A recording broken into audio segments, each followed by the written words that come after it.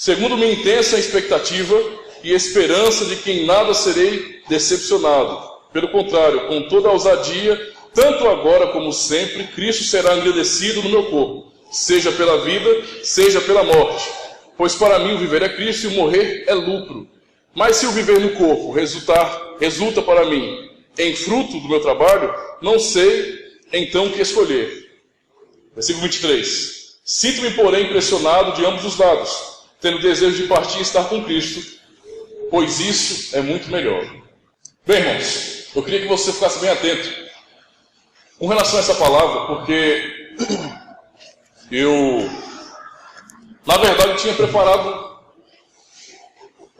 um outro sermão, mas eu não vou pregar livre, não se preocupe. Eu preparei o sermão também, não sou doido não. Não que Deus não possa falar, é claro, mas a gente tem que vigiar em relação a isso aí. Eu ia falar hoje sobre a família, não é? Mas eu adiei porque eu senti uma necessidade muito grande. E hoje pela manhã, quando acordei, eu fui orar um pouco, ficar no meu devocional ali, meditando um pouquinho na palavra, e eu senti uma necessidade muito grande de falar sobre Cristo.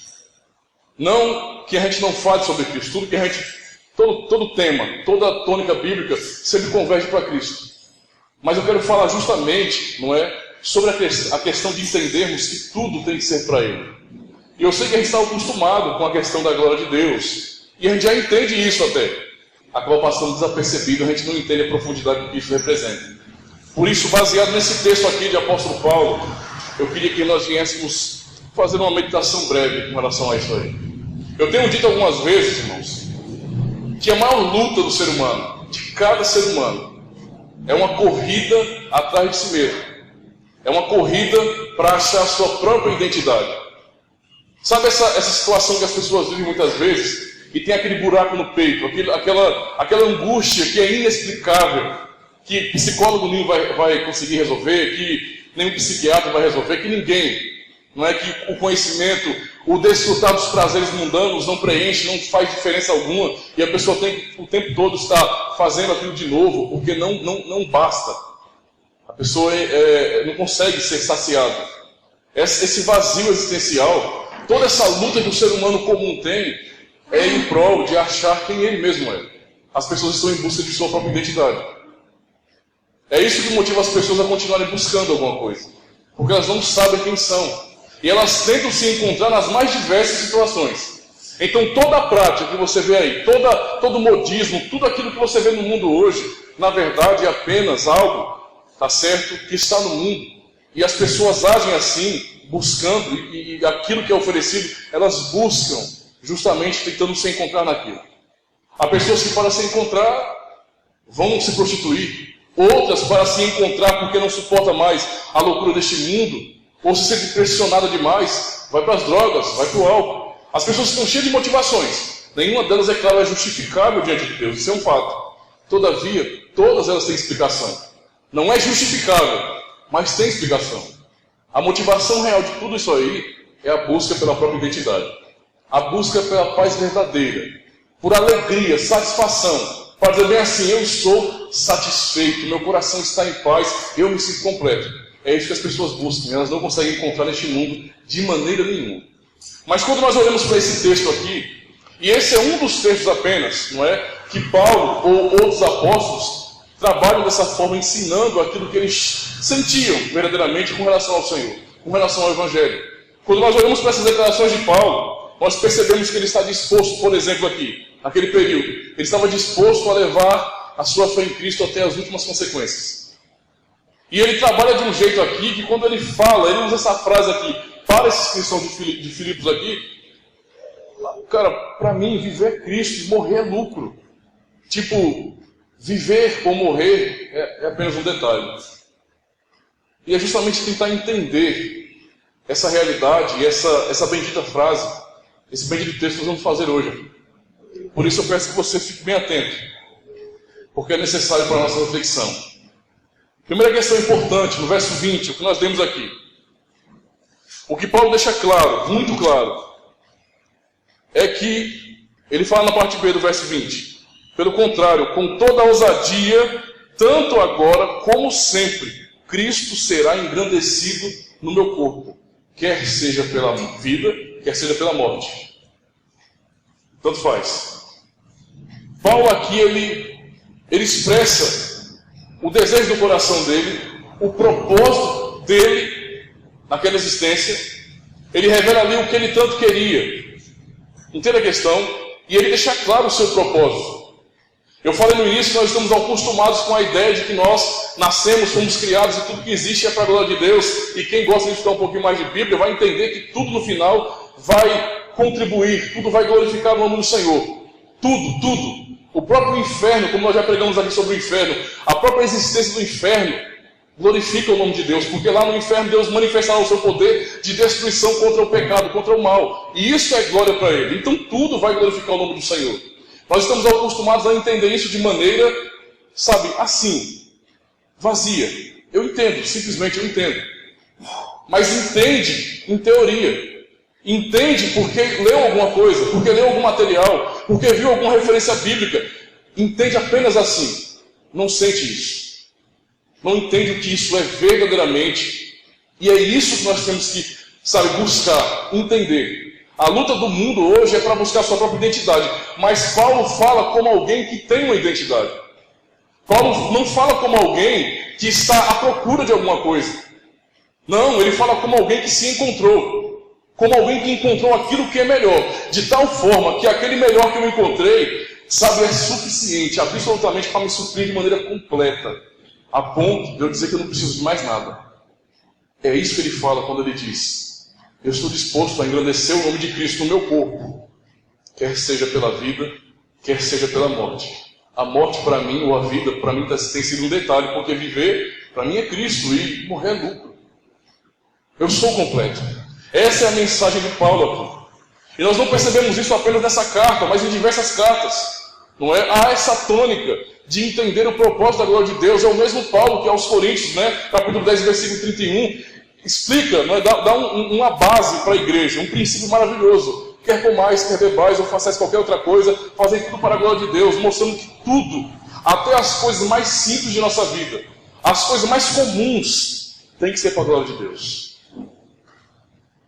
Essa pessoa, o apóstolo Paulo, que viveu há 2 mil anos atrás, ele tinha isso em mente, ele tinha isso no coração dele. E ele não foi alguém que apenas discursou, que disse isso aqui, mas ele morreu por essas mesmas palavras aqui.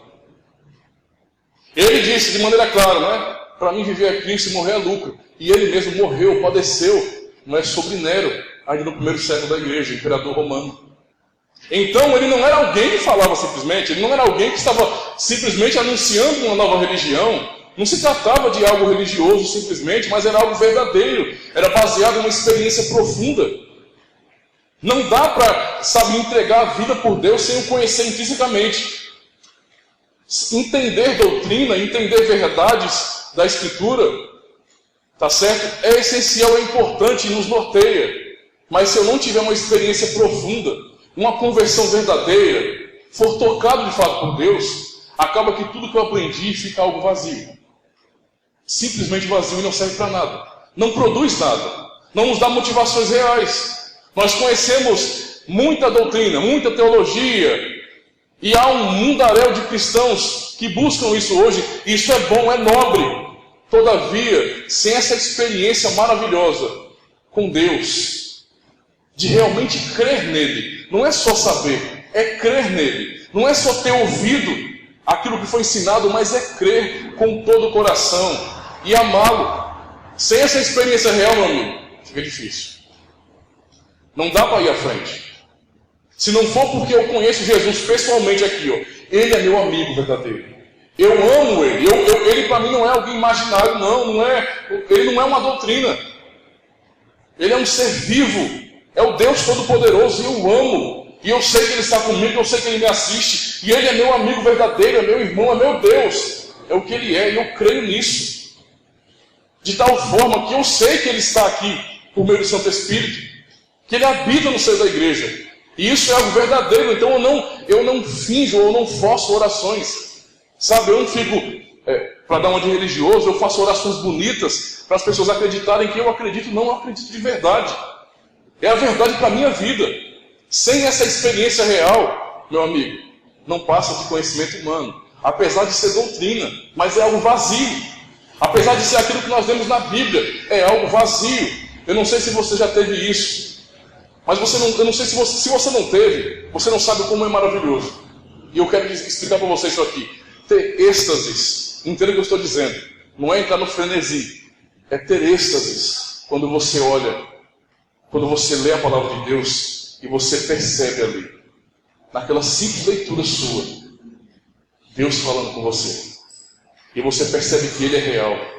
E você percebe que não, isso aqui não é uma mera religião, você é doido. O pessoal não entende aí fora, para eles é loucura, mas eu vejo que isso é verdade, eu sinto Deus em mim. É completamente diferente. E é disso que essa geração precisa e não tem. A nossa geração é uma geração que se converteu intelectualmente. Nós conseguimos produzir, até numa igreja como essa, tão pequena. Nós somos uma pequena congregação, uma formiguinha no mundo. É o que nós somos. E nós conseguimos aqui produzir, na verdade, pessoas, né, entre aspas, que entendem bem a doutrina, que não tem tantas dificuldades. É claro, todos nós temos erros de alguma parte. Estamos sempre lutando para aprender mais de Deus. Mas nós conseguimos produzir pessoas inteligentes aqui, pessoas que conseguem desenvolver bem, que entendem da palavra. Entende a questão? Ninguém é perfeito, mas nós temos recebido essa graça de Deus. Isso é muito bom. Todavia, eu entendo que muitos se converteram, sabe, não por terem um encontro com Cristo na própria palavra, mas apenas porque acharam interessante ou conveniente a religião cristã. E então, infelizmente, tornou-se apenas a religião cristã, e não o fruto de uma experiência real com Deus, com Cristo. E isso é o grande perigo que nos rodeia, porque nós agimos assim muitas vezes, não é para ser contrários àqueles que se entregam à loucura. E é um perigo que nos rodeia o tempo todo, nós não podemos cair nisso aí. Paulo aqui fala, irmãos, como alguém que não está imaginando que existe um Deus. Ou que esse Deus, se existe, é como uma divindade pagã que é distante e que não liga. Mas ele fala como alguém que conhece ao Senhor com tanta intimidade que vale a pena largar tudo por Ele, até a própria vida. Para alguém chegar ao ponto de dizer bem assim, cara, eu tenho tudo nele. A minha vida não tem... Para que eu vou ficar lutando por minha vida? Para que eu vou ficar me preocupando, ficando com o cabelo branco, buscando aquilo que o mundo busca, se eu já tenho tudo em Cristo? Eu me sinto completo em Cristo. Não falta mais nada, aquele vazio foi preenchido e não tem mais nada faltando em mim, não. Eu estou completo. É alguém que está dizendo bem assim, olha a declaração dele. Para mim, viver é Cristo e para morrer é lucro. Olha o que ele está dizendo, eu estou pronto. Eu estou pronto para viver e continuar nessa tribulação da vida, pregando o Evangelho, mas eu estou pronto agora para partir e estar com o meu Senhor. Ninguém quer morrer sem realizar coisas, né? Todos nós temos medo da morte, e sabe por quê? Porque nós temos medo de que ela chegue de repente e eu não consiga realizar aquilo que meu coração propôs. Aquilo que está em meu coração, eu tenho planos, eu tenho metas, e para mim é terrível imaginar, nossa, eu não vou conseguir chegar lá. Será que eu vou lutar, eu vou morrer antes de chegar, eu vou nadar e morrer na praia? Isso nos aterroriza, todo mundo tem medo disso. Eu não vou negar para você que eu também não tenha. Isso nos deixa, sabe, com medo mesmo. Mas Paulo aqui ele fala de uma forma em que esse medo não está mais no coração dele. Não, eu não tenho, assim, está todo mundo correndo atrás daquilo, assim, para mim perdeu o sentido aquilo porque eu já tenho tudo. E na verdade o que eu tenho, aquilo ali é besteira. É bobagem, ter ou não, tanto faz, viver ou não, tanto faz. Porque eu tenho Cristo em mim e Ele me completa. Esse é o entendimento que Paulo traz para a gente. A nossa primeira parte. A segunda parte aqui, irmãos, é tudo, não é? Tudo é Cristo. Quando Paulo fala no verso 21, mais uma vez lendo aqui, pois para mim o viver é Cristo e o morrer é lucro. Aqui Paulo explica por que estava disposto a levar a glória de Cristo até as últimas consequências. Esse camarada aqui estava disposto a tudo. A tudo. E nós temos que aprender uma lição com a vida dele, porque isso não é apenas um texto isolado. Isso aqui é a vida desse camarada aqui. Se você ler todas as cartas de Paulo, você vai perceber isso. Alguém que ama o Senhor e vive por Ele. Lembre de Paulo, um camarada formado em várias culturas, na cultura grega, na cultura romana, na cultura judaica, que é a sua cultura natal. Um camarada que era um fariseu, alguém instruído na lei, alguém que foi, trocando em miúdos, o cara que se formou na melhor faculdade judaica que tinha. Foi criado aos pés de Gamaliel, um grande fariseu. Era um fariseu sincero e praticava a sua religião com sinceridade, mesmo quando ele aceitou e deu joinha. Não, pode matar os cristãos aí, pode. Concordou com a morte de Estevão. Ele, não é? Era alguém assim. Tinha vários propósitos na vida. Cristo vem até ele e o surpreende no caminho da massa.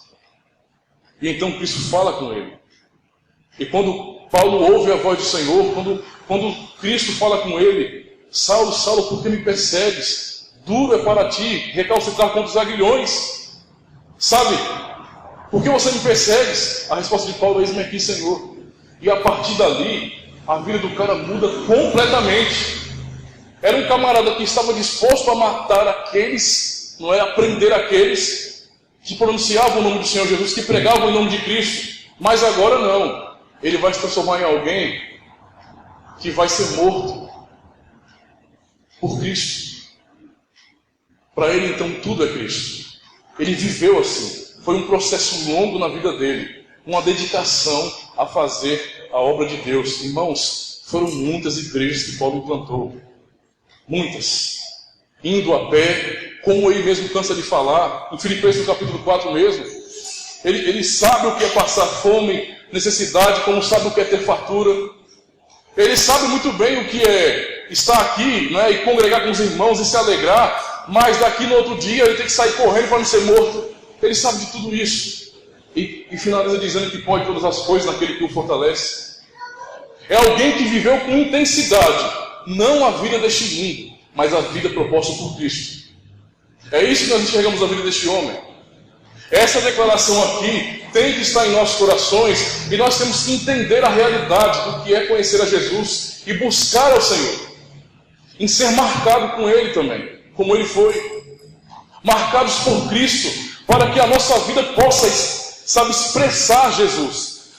Para que a gente tenha condições também de dizer que tudo para mim é Cristo. E eu sei que se eu perguntar para qualquer um aqui, talvez por estar no meio do ajuntamento ele vai dizer que é, mas não é. E eu falo isso de mim também. Há muitas coisas neste mundo que muitas vezes me atraem, me puxam, me faz ter vontade de estar aqui ainda. E esse é o maior erro que nós temos na nossa vida. Isso não é um cristianismo verdadeiro. Isso é apenas a religião. E nós queremos conhecer Deus mais, amá-lo mais. A ideia é conhecer a Cristo a ponto de a nossa vida ser completamente preenchida por Ele. Eu encontrei a Cristo, cara. Nada mais importa.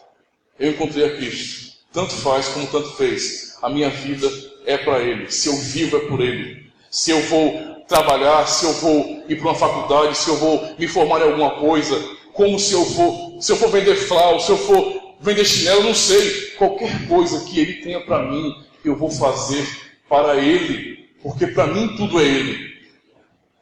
É isso que esse homem está falando aqui.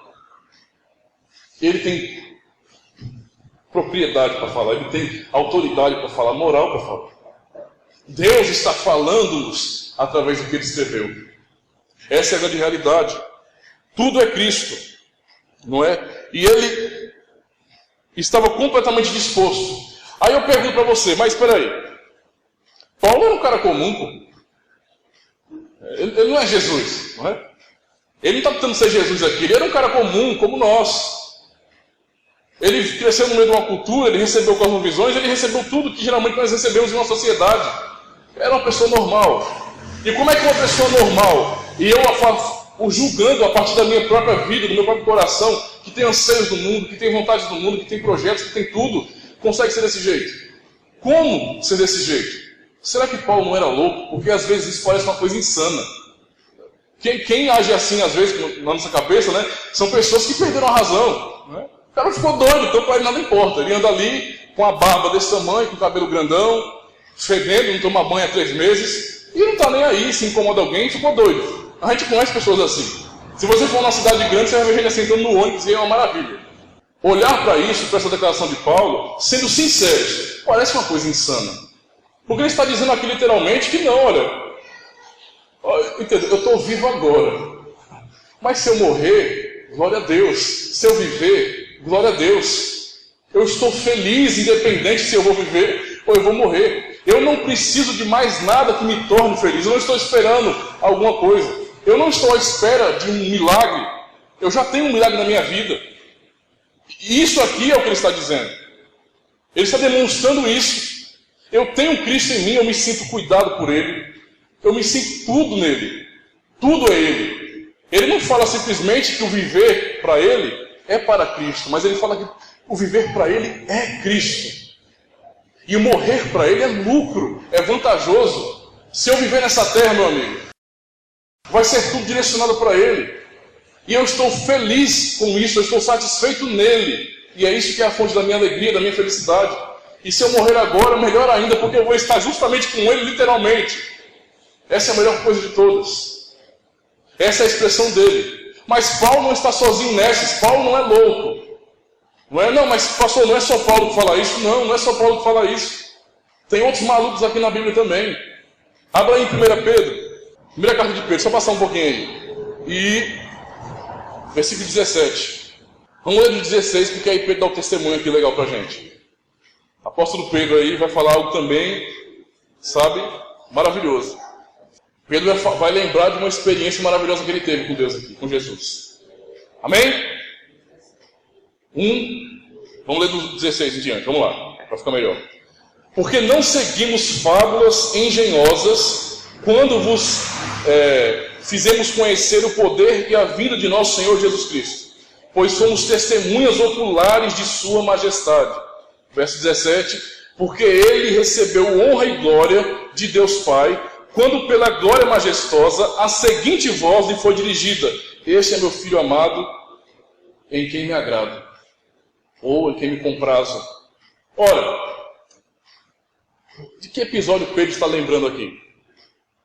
Estão lembrados quando Jesus subiu ao monte, levou 3 discípulos com ele, para ali, Jesus orar, e Jesus estava orando. E ali aconteceu a transfiguração, e nós conhecemos a narrativa ali. Apareceram ali, misteriosamente, de uma maneira gloriosa, Moisés e Elias, o representante da lei e o representante dos profetas. E aí Pedro, aquele camarada, poxa, apareceu 3 aqui. Eu vou fazer 3 tendas, uma para Jesus, uma para Moisés e uma para Elias. E então ele ouve a voz. E ele está dizendo que ouviu essa voz aqui.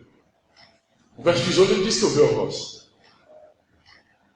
A voz que vinha dos céus, dizendo: esse é meu filho amado, em quem tenho prazer. Pedro ouviu Deus testificando de Cristo. Qual foi o resultado de Pedro? O covardão, ou então aquele cara que era entregue demais às emoções, que fazia loucura mesmo, e que negou a Jesus com a sua covardia? Esse mesmo Pedro aqui lembrou dessa experiência maravilhosa. E ele usou isso para falar à igreja. E esse mesmo Pedro morreu também por seu Senhor. E ele morreu no mesmo período de Paulo, por Nero também. E a tradição conta que ele morreu, e quando ele foi ser crucificado, porque ele foi crucificado, ele pediu: não me crucifique assim igual meu Senhor foi crucificado, porque eu não sou digno. Eu não sou digno de ser crucificado como meu Senhor foi crucificado, então me crucifique de cabeça para baixo. Porque eu não sou digno de morrer como ele. O covardão, o cara que teve medo de dizer que era Jesus para não morrer, que era conhecido de Jesus para não morrer, para não ser pego também. Mas ele teve algo que marcou a vida dele, irmão, de maneira poderosa. Ele lembra, naquele período, Pedro era imaturo, ele não entendia muita coisa, mas agora já amadurecido no Senhor, como alguém que realmente crê nele, ele lembra das experiências maravilhosas que ele teve com Cristo. Sabe uma das coisas que nos fortalece nessa caminhada? É ver a palavra de Deus sendo demonstrada em nossa própria vida. Quando nós a praticamos e podemos também perceber o agir de Deus em nós. Não é algo só... A nossa fé não é simplesmente dogmas, doutrinas, não. É algo vivido, é algo real. Não é algo mecânico que eu olho e eu cumpro por cumprir, não.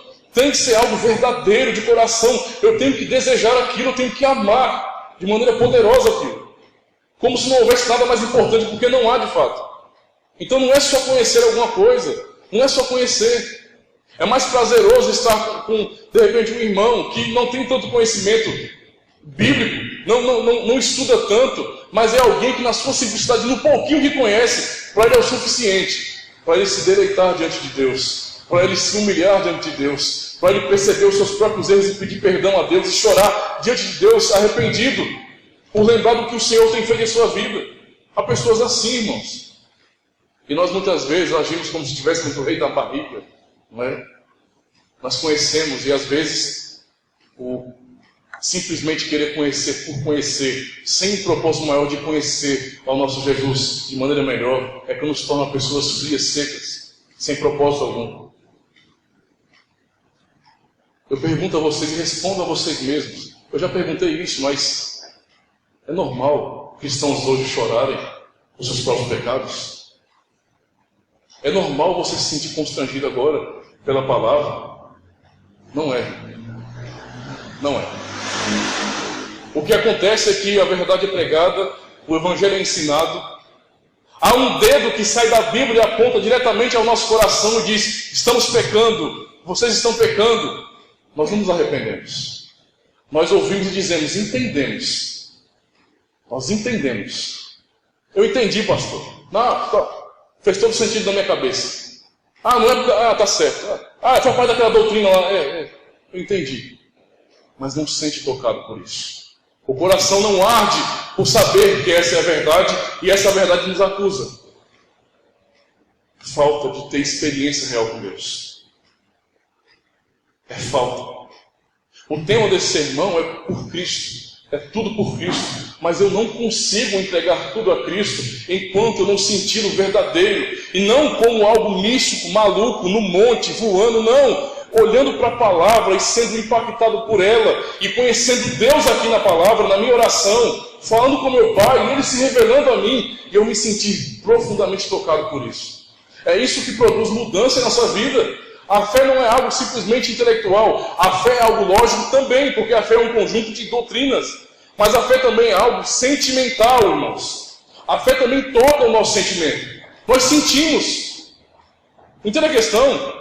Nós sentimos isso também. E isso não é o foco, e isso não é o que tem que ficar na frente, mas tem que ser regulado pela palavra. Mas nós precisamos sentir algo também. Entenda a questão? E é isso que a nossa geração não tem mais. Talvez por medo, por trauma, eu não sei. Mas as pessoas hoje não querem buscar isso mais. Quando eu falo buscar, não é buscar sentimento. Isso nós já temos. Para que buscar? Nós já temos. Mas é querer lutar contra isso. A gente luta para não chorar. A lágrima vem aqui, tem que ser, vou chorar nada. Já que não tem ninguém de outra igreja, eu não sou pentecostal. Para estar chorando. Acho que quer dizer que chorar, quem inventou choro foram os irmãos carismáticos. Né? Que eu saiba, nós somos assim, nós somos humanos. Temos sentimentos. E pode acreditar, a palavra de Deus nos afeta de maneira completa. Completa. Não é só aqui não. O amor a Deus que a lei nos ensina não é só aqui não. É aqui também. Esse homem falou, Pedro falou e cada apóstolo falaram como quem estavam apaixonados por Cristo. Apaixonados. Eu sei que às vezes a palavra apaixonado parece uma coisa muito carnal, né? Poxa, paixão, poxa, coisa de homem. Mas eu não tenho outra expressão para poder falar sobre isso. Melhor. Porque quando a gente fala de paixão, é algo que nos incendeia. Toca fogo no coração mesmo. Então ela fica, eita maravilha. É isso aqui. Eu amo tanto a Jesus. Eu tenho tanta certeza. Nesse mundo de incertezas que a gente vive. Onde é pecado falar que você tem certeza, eu tenho certeza absoluta. Eu olho para a palavra e essa palavra o Espírito Santo testifica em mim. E o Espírito Santo, como Romanos 8 vai ensinar para a gente, testifica como nosso Espírito que nós somos filhos de Deus. Não é um convencimento intelectual não, irmãos. É um convencimento completo. Eu sei que Deus existe. Eu sei que Jesus me ama, eu sei que Ele cuida de mim, e Ele morreu por mim, eu sei que Ele está vivo e intercede por mim à direita do Pai, eu sei. E não um conhecimento vazio, seco, porque isso não tem sentido. Nós não fomos chamados para estar atrás de uma escrivaninha, sendo teólogos, sábios de gabinete. Isso é inútil. Eu aprendo uma coisa na história da igreja. Para Lutero, por exemplo, um teólogo é aquele camarada que olhava para a palavra e vivia ela. Hoje um teólogo é um cara que senta, tem uma cabeçona desse tamanho, um óculos de garrafa. No grego não é assim não. Tem um vocábulo grego que... Você entendeu a questão? Tudo isso é bom. Mas isso aqui não é a nossa fé. Isso aqui é graça de Deus sobre nossas vidas. Mas não é só isso. A nossa conversão é algo completo. Muda tudo. Meu coração é transformado. É tirado um coração de pedra e colocado um coração de carne no lugar. Essa foi a promessa feita em Isaías, por exemplo, sobre um povo rebelde. E nós fomos alcançados por essa promessa quando o Espírito Santo nos convenceu, nos regenerou. Recebemos um novo coração. É isso que nós recebemos de Deus. E é isso que eu vejo na vida desses homens.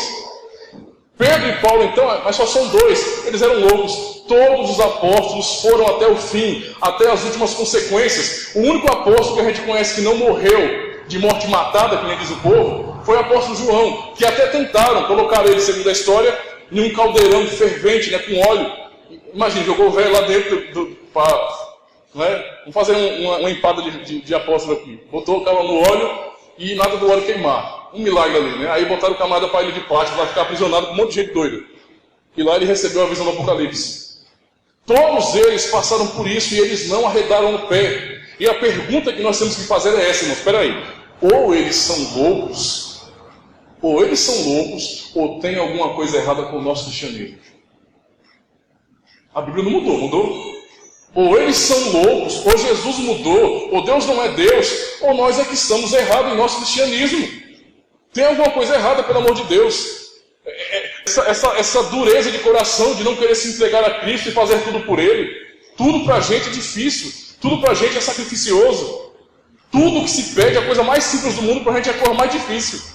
Mas olhe para esses homens. Cristo pediu para eles a vida, não foi deixar de fazer uma coisinha boba que a gente faz hoje. Pediu a vida para eles. E eles a deram. A vida. Não é? Ainda mais, nós aprendemos na história da igreja, ainda no primeiro século, na verdade nos 3 primeiros séculos, não é? Quase 300 anos de perseguição dura contra os cristãos, nossos irmãos primeiros ali. A gente tem uma lista enorme de mártires, mas eu só vou citar aqui algumas mulheres. Vou falar sobre o martírio de mulheres aqui. Não, porque se Pedro e os outros apóstolos estavam loucos, não é? A gente tem que admitir que tem quase 300 anos de pessoas loucas morrendo por Cristo. E depois mais, e ainda hoje tem. Não é? A primeira delas é Blandina. Essa mulher, ela é uma escrava grega que viveu na Ásia Menor. Quando foi confrontada acerca da sua fé em Cristo, eu não posso negar o meu Senhor. Foi jogada às feras. Irmão, um muçulmano se joga no prédio, porque na cabeça dele, ele morrendo ali por Alá, pela causa, por Maomé, quando ele morrer, ele vai para uma espécie de céus, e lá ele vai ter 70 virgens para ele desfrutar. E as virgens vão se renovando. Olha o pensamento do cara. Mas quando nós olhamos para Cristo, e os seus discípulos, os seus amigos que deram a vida por ele também, cujo Tertuliano, na história da igreja, chamou o sangue dos mártires de adubo para a igreja. De semente, de adubo, que dá crescimento. Quanto mais mata, mais gente se converte. Essa é a realidade. Se eles estavam loucos, então é muita gente louca nesse negócio. E nós somos os certos agora. Aí tem mais. 2 jovens mulheres. Blandina, só para poder citar aqui, ela era uma adolescente. 2 jovens mulheres. Uma chamada Vívia Perpétua e outra chamada Felícitas. As duas eram casadas. E Felícitas, quando tanto Víbia quanto ela, foram jogados na cova dos leões ali, no Coliseu, na verdade. Felícitas estava grávida, e de gravidez avançada.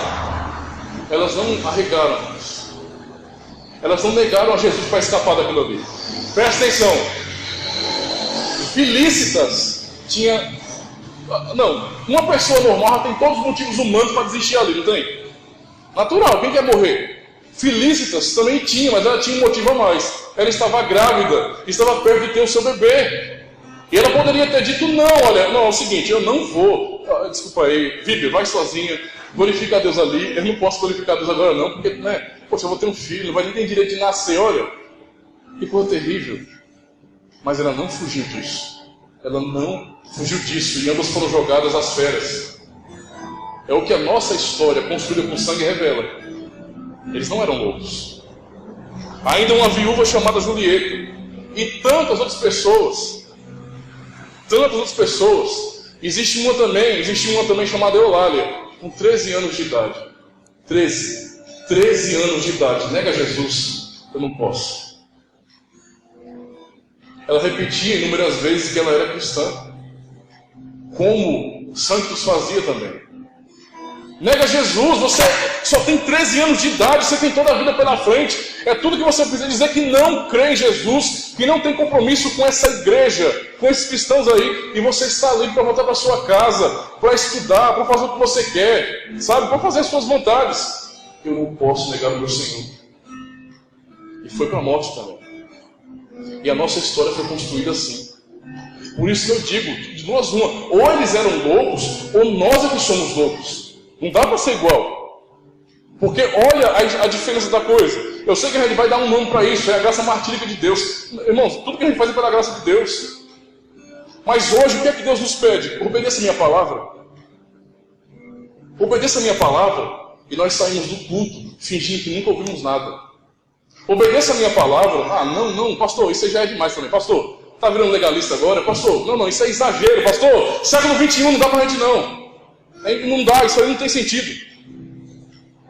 Essas pessoas, Cristo não pediu que elas mudassem um estilo de roupa. Cristo não pediu que elas fossem decentes com relação ao mundo, que não se igualassem, não se entregassem ao modismo. Não, Cristo não pediu para que elas fossem, sabe, deixassem o cabelo grande, fizesse coisas pequenas, sociais, mudanças que a gente acha que crente tem que ter. Não. O que Deus pediu para elas foi a vida delas. A vida. E o que elas entregaram foi isso. A vida. A minha vida é do Senhor. Ela não me pertence. É dele. É um sacrifício nas mãos dele. Essa é a fé que nós devemos entender e viver, irmãos. É isso que está proposto para nós. E é isso que Paulo está falando aqui. De maneira clara. Para mim viver é Cristo e morrer é lucro. Eu não tenho nada a perder nessa vidinha aqui. Não tenho nada. Eu não juntei tesouros na terra como o Senhor Jesus ensinou que eu não juntasse. Eu não estou preocupado com isso. Eu não coloquei meu coração nas coisas do mundo para que eu ficasse com medo de ir. Não. Eu estou pronto, Jesus. Eu estou pronto. A mensagem do Evangelho, e eu queria que vocês entendessem isso, nunca foi outra. Jesus nunca nos enganou. Nunca. A mensagem sempre foi essa. Quando um cristão abre os olhos e olha para frente, o que ele pode contemplar é uma cruz ali. Simplesmente uma cruz. E sabe qual é o problema que as pessoas encaram hoje? É que essa cruz, ela tem dono. Essa cruz é reservada para os filhos de Deus. Porque eles foram crucificados. E essa cruz representa toda a renúncia. Representa que a nossa vida não é nossa, é dele. Por isso, pode levar. Não eram pessoas super, não eram pessoas de outro planeta, não eram pessoas de outra dimensão, eram pessoas como nós somos. Pessoas com sonhos, com desejos, com vontades, com anseios, com defeitos, como pessoas como nós, que inventamos mil e uma desculpa para fazer a vontade de Deus e tudo para a gente é empecilho. Mas para aquele que conheceu a Cristo no seu íntimo, para aquele que sabe, para aquele que recebeu a revelação da verdade, não pode negar mais. Foi disso que Pedro lembrou. Por isso que ele morreu. Não, eu sei que Jesus é Deus, cara. Não, na conversa não, Pedro, Pedro, você está viajando, isso aí é exagero, cara. Não, ele é um cara influente, mas ele não é Deus, não, ele é. Eu vi, eu sei, Deus me revelou isso. Sabe, eu olhei para a palavra, eu olhei para o Antigo Testamento e eu vi. É quase como um desenho dele no Antigo Testamento, é ele, eu não posso negá-lo. Então você está disposto a perder a vida por isso? Não dá para negar ele. Eu estou satisfeito nele de tal forma que isso tanto faz para mim. Essa é a grande realidade, irmãos. E nós temos que entender que é justamente isso. O cristianismo é isso, irmãos. Tudo por Cristo. Tudo.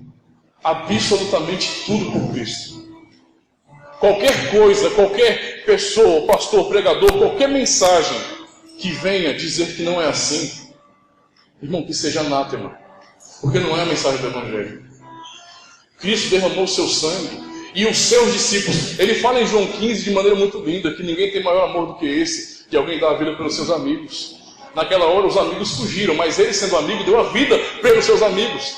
E na frente, quando os amigos se converteram de fato, deram a vida pelo seu Cristo. Essa é a nossa história, irmãos. O cristianismo é isso. Jesus, ele nos pede simplesmente tudo. Tudo tem que ser para Ele. Ou a nossa vida é de Cristo, ou ela é nossa. Não dá para servir a dois senhores. E eu queria que você entendesse isso. Se você ainda tem fantasiado coisas que não têm a ver com a glória de Deus, aprenda o que a Bíblia te ensina. João 3,30, João Batista diz isso.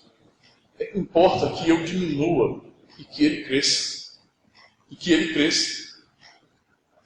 Pedro também, juntamente com os outros apóstolos, no capítulo 6 de João também, quando todos tiveram uma oportunidade ali, vão com os outros, todo mundo me deixou também, vai você também, vai embora vocês também, não. Jesus, a gente não tem para onde ir. O Senhor é tudo para nós, o Senhor tem as palavras de vida eterna. A gente vai para onde? Fale. A gente vai para onde? Não há lugar para se esconder fora do Senhor. Não há. É isso que é o cristianismo, irmãos.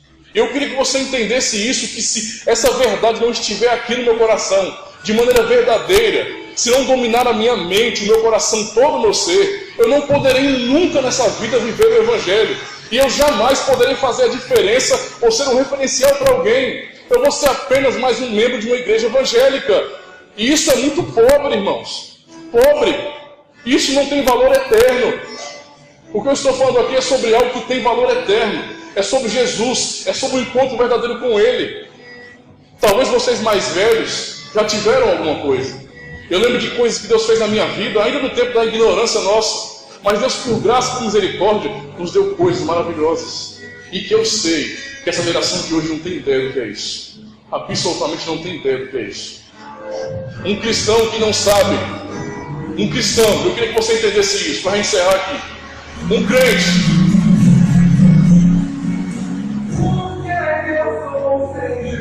Não é nada não, meu filho. É o fundo musical bom, a gente continuar pregando, né? Observe a realidade da situação aqui. Um cristão, alguém que diz que crê em Deus e não sabe o que é chorar, não sabe o que é Deus, não sabe nem o que é Deus falar com ele. Acha até estranho quando os mais velhos falam, Deus falou comigo. Até ri. Deus falou com ele, ó. Caba besta, né? A palavra está aqui, irmão. Você precisa conhecer a Cristo de maneira real. Ou é isso, a sua vida não muda. Ser um reformado não vai te levar para o céu, não, viu? Se tem uma coisa que eu tenho certeza. Não, é claro que eu estou falando isso imaginando, tá certo? Ilustrando. Mas vamos supor que fosse assim, ó. Filhinha para o inferno. Olha, aquela ala ali todinha, só de calvinista. Só os cabos do Cine de Dort ali, ó. Só a galera da Confissão de Westminster, tudo descendo. Presbiteriano, Batista Reformado, aquela galera toda. Igreja da Defesa da Fé, misericórdia. Misericórdia. Descendo ali, porque isso não salva a gente. O que salva é essa experiência maravilhosa com o nosso Senhor. Você precisa conhecer a Cristo de verdade. E você vai entendê-lo, e Ele vai se revelar a você por meio da palavra, pelos seus gemidos na oração. Deus, eu quero te conhecer, eu quero que o Senhor saiba no coração. Senhor, eu não tenho força nenhuma para orar. Eu oro, mas é bater na boca e para mim, eu estou aqui agoniado que essa hora de logo o pastor chegar e falar alguma coisa aqui e a gente ir embora para casa. Não! Eu quero falar com meu Deus, eu quero que Ele fale comigo. E eu quero que isso seja testificado no meu coração. Eu preciso de Cristo. Somente depois que o Senhor Jesus, Ele tiver preenchido, eu queria que você entendesse isso, que Ele tiver preenchido completamente as nossas vidas, nós poderemos sim falar o que Paulo falou. Nós podemos viver de maneira que tudo em nossa vida vai ser direcionado para a glória dEle. Para a glória dEle. E Ele vai ser honrado com certeza. Mas é disso que nós precisamos, de um encontro. Busque a Deus. Ainda é tempo. Busque a Deus. Ainda há tempo para você. Busque a Deus. Ele tem muito para a sua vida. Ele quer te amadurecer. Amém? Senhor, Tu és maravilhoso.